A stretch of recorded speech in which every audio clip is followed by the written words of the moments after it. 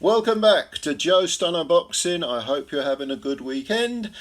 I was thinking about PBC earlier today because it's not been the best of years for Mr. Haymon and his little outfit. Because not only does it look like Showtime are bowing out of boxing, following HBO off into the sunset, the boxing platform's graveyard, but also if you think about it, apart from the fact that that's going to mean PBC will need a new platform and are apparently currently in talks with Amazon Prime. If you think about it, three of their biggest stars this year have been beaten, and they've been beaten convincingly. Now, of course, Stephen Fulton was, a lot of people thought he was the best super bantam in the world. He got smashed up by Anoya Inoue. Then you had Errol Spence, the victim of, in my opinion, one of the best boxing displays I've ever seen in my lifetime, and I've been watching boxing for decades. Terence Crawford smashed up Spence and probably left irreparable damage to him.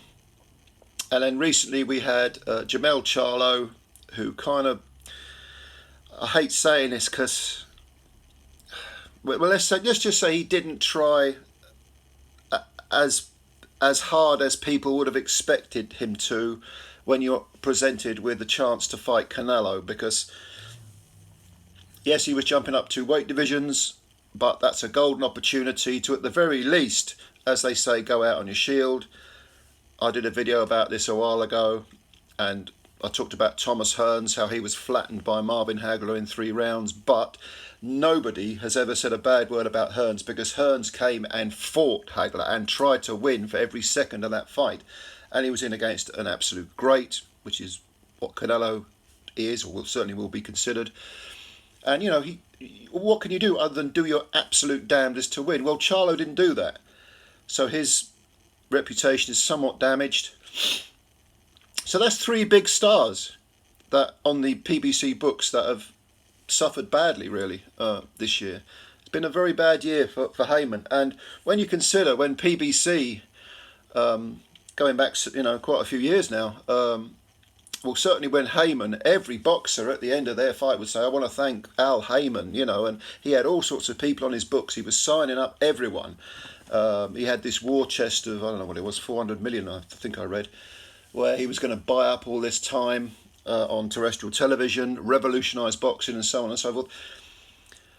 It just shows you that you can have a colossal amount of money and you can have what would seem like maybe not an infallible plan, but one that is one that seems like very likely to work. I mean, who doesn't want boxing on terrestrial television? So you buy up a load of time, you put a ton of great boxers on there, and suddenly boxing becomes a mainstream sport again. What a fantastic idea! It didn't really work for PBC.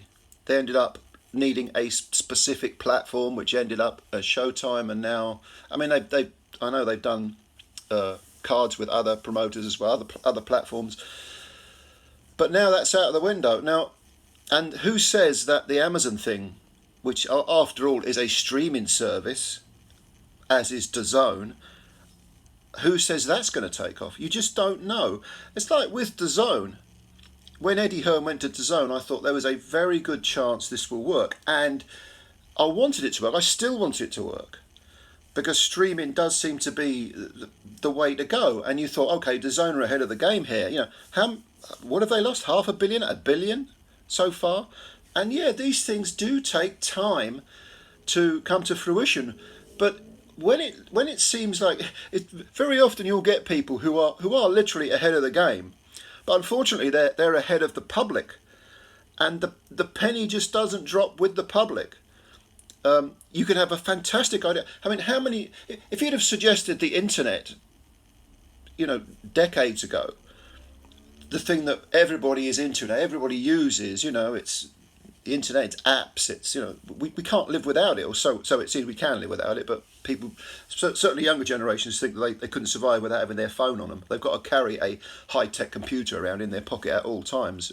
How did people ever survive? It's like caveman living in the caves, But if you suggested that decades ago, which well, actually it was suggested decades ago, but you know, it took decades to come to fruition. It took decades for the public to be won over.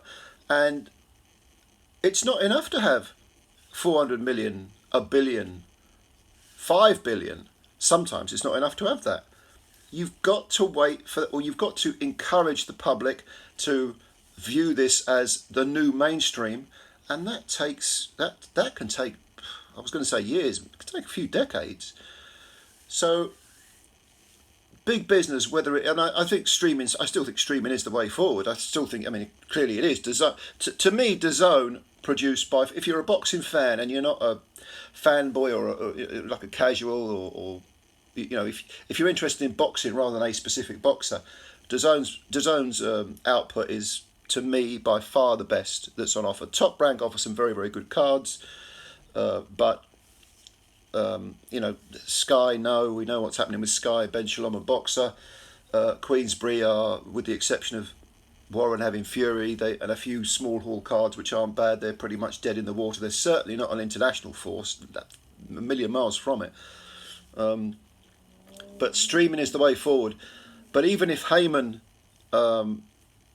even if a deal is struck with Amazon Prime, I think it will take time to sort of bed in, and for people to, and I know that Amazon Prime do, someone told me in the comments section of one of my videos, they do tennis. I know they do NFL as well. It costs them billions. But Bezos has, you know, what's he worth, $200 or $300 billion, so he has, to put it mildly, deep pockets, the Mariana Trench of pockets, you know. So, but it's going to take time. It's going to take time, and I just think this is a crossroads for PBC and Al Haymon. A crossroads. I mean, Al Haymon's never going to starve, but have they made money? PBC. Three of their best fighters have been beaten, and their fighters, to me, just don't fight enough. They're not active enough. I think Haymon ultimately wanted to create a sort of UFC style inner house thing, which is why you've got all this, you know, other side of the street crap. He wanted to sign up so many fighters that, in a sense, he took over boxing in the most realistic of terms. But it doesn't work like that. There are too many other fingers in the pie. And to do that, you would need, 10, 20, 50 billion, I don't know. I mean, you need a war chest that was so vast, it's like nothing ever recorded in human history.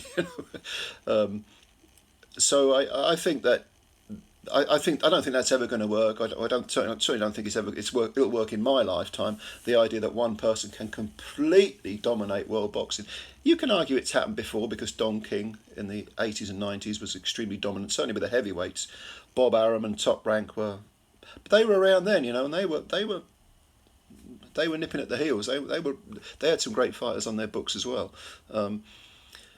But no, an in-house, a UFC style in-house thing, I don't think it's going to work. Like, again, not in my lifetime. But anyway, PBC and Al Haymon, where's it going? Is this a real crisis for them? Am I overreacting by suggesting it is? What do you think? Leave your comments below, leave your views below, and I will look at them and answer them. Subscribe to the channel if you're new. If you could do that, that'd be fantastic. And hit the like button, because they count the likes. Don't know why, but they do. And I appreciate your time as always. Looking forward to reading what you've got to say, and bye for now.